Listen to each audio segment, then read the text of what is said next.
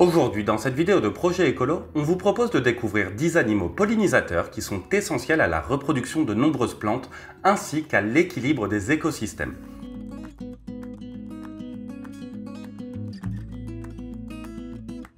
Abeille européenne. L'abeille européenne, dont le nom scientifique est Apis mellifera, est probablement le pollinisateur le plus connu. Ces abeilles se nourrissent principalement de pollen et de nectar, et lors de leur visite aux fleurs, elles transportent le pollen d'une fleur à l'autre grâce à de fins poils qu'elles ont sur leur corps. Elles ont aussi une structure sur leurs pattes arrière, appelée scopa, où elles recueillent le pollen. Ce sont des pollinisateurs très efficaces qui ont tendance à se concentrer sur une seule espèce végétale par jour. Papillon Heliconius. Les papillons du genre Heliconius ne se contentent pas de libérer le nectar à l'aide de leur longue trompe. Ils se nourrissent aussi directement de pollen. Ce régime riche en protéines en fait un allié de choix pour la pollinisation. Leur sens de la vue très développé leur permet d'identifier les fleurs par leur couleur, et lorsqu'ils se posent sur elles pour se nourrir, leur corps entre en contact avec le pollen, ce qui contribue forcément à sa dispersion. Colibri. Les colibris, qui appartiennent au genre colibri, sont des oiseaux nectarivores dont les besoins énergétiques sont très élevés. Grâce à leur bec long et fin, ils peuvent accéder aux fleurs en profondeur et, ce faisant, le pollen reste accroché à leur tête et à leur bec. En Amérique, on estime que plus de 8000 espèces végétales dépendent des colibris pour leur reproduction. C'est pourquoi on les appelle parfois les abeilles à plumes.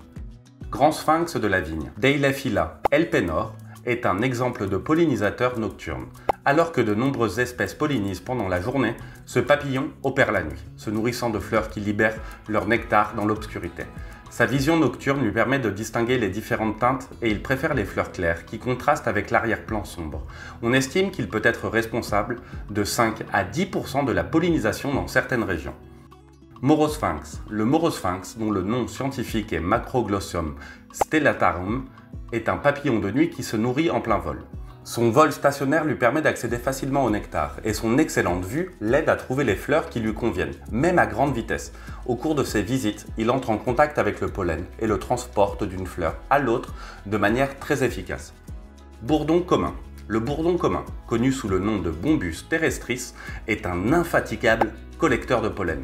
Les ouvrières ont des corbicules sur leurs pattes arrière qu'elles utilisent comme des paniers pour stocker le pollen.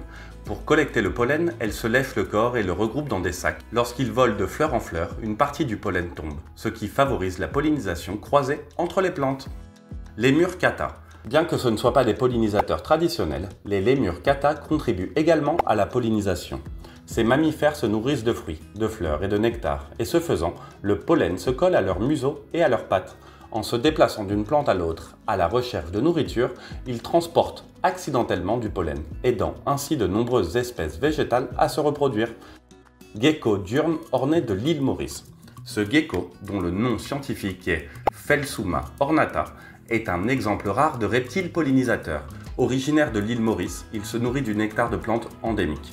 Dès qu'il s'approche des fleurs, son visage se couvre de pollen, qui est ensuite transporté d'une fleur à l'autre.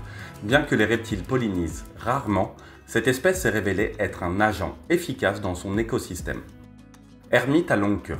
Ce colibri à long bec et à bec recourbé visite les fleurs tubulaires suspendues pour se nourrir de nectar, tout en transportant du pollen. Le Phaetornis longirostris suit des itinéraires floraux fixes, ce qui en fait un pollinisateur très efficace.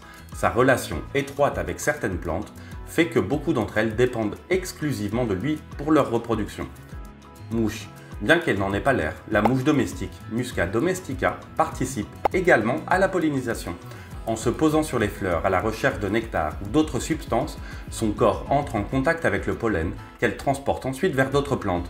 Son rôle est moins spécialisé que celui d'autres insectes, mais il peut être pertinent dans des environnements où les autres pollinisateurs sont rares.